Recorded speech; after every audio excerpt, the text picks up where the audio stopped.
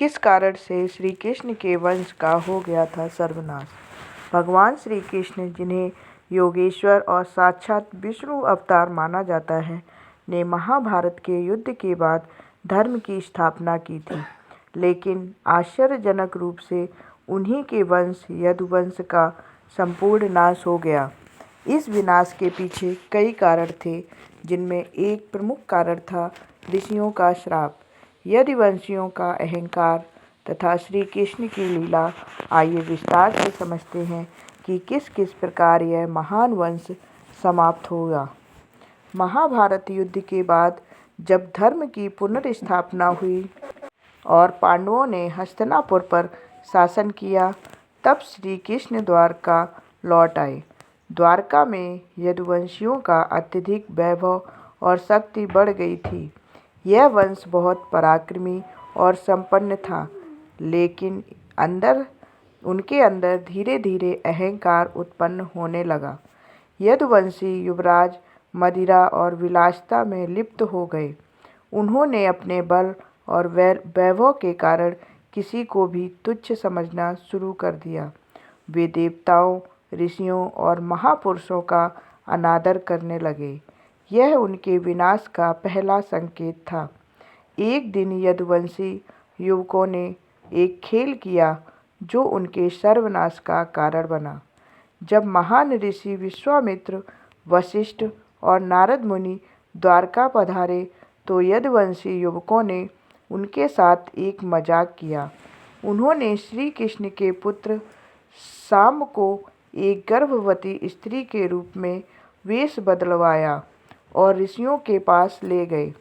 उन्होंने ऋषियों से पूछा, हे महात्माओं, कृपया बताइए कि इस स्त्री के गर्भ से पुत्र जन्म लेगा या पुत्री।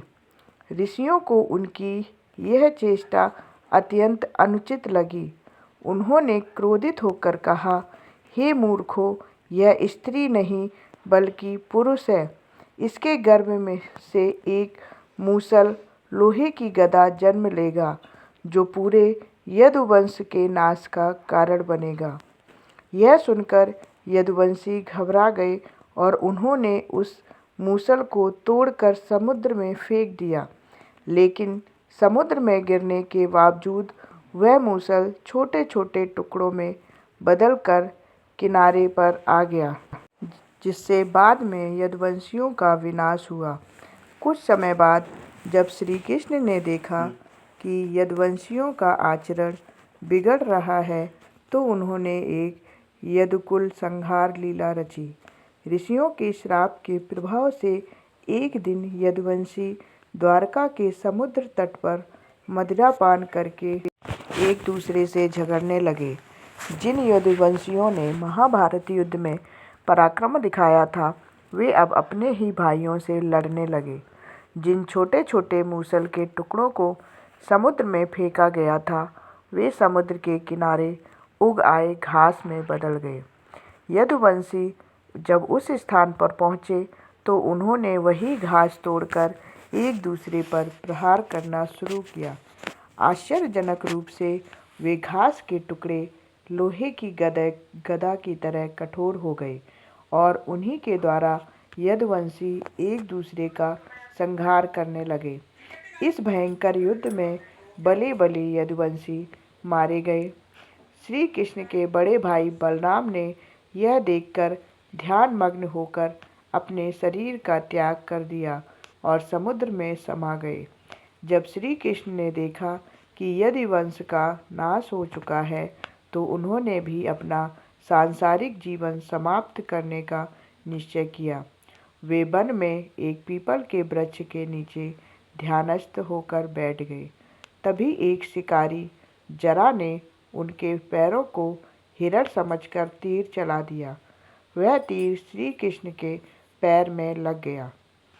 श्री कृष्ण ने उसे क्षमा कर दिया और अपना लौकिक शरीर त्याग कर वैकुंठ धाम चले गए। इस प्रकार भगवान श्री कृष्ण की लीला समाप्त हुई। यदुवंश के नाश और श्री कृष्ण के प्रस्थान के बाद उनकी नगरी द्वारका भी समुद्र में डूब गई। इस घटना का उल्लेख महाभारत और कई पुराणों में किया गया है। भगवान श्री कृष्ण के जाने के बाद उनके परम भक्त उद्धव को यह ज्ञात था कि अब कलयुग का प्रभाव पड़ेगा, इसलिए वे बद्रीनाथ की ओर प्रस्थान कर गए। यदुवंश के सर्वनाश का मुख्य कारण उनका अहंकार, ऋषियों का श्राप और श्री कृष्ण की लीला थी। श्री कृष्ण ने अपने वंश को समाप्त इसलिए किया क्योंकि वे नहीं चाहते थे कि उनके वंशज अधर्म में लिप्त होकर पृथ्वी पर कलयुग के प्रभाव को बढ़ाएं।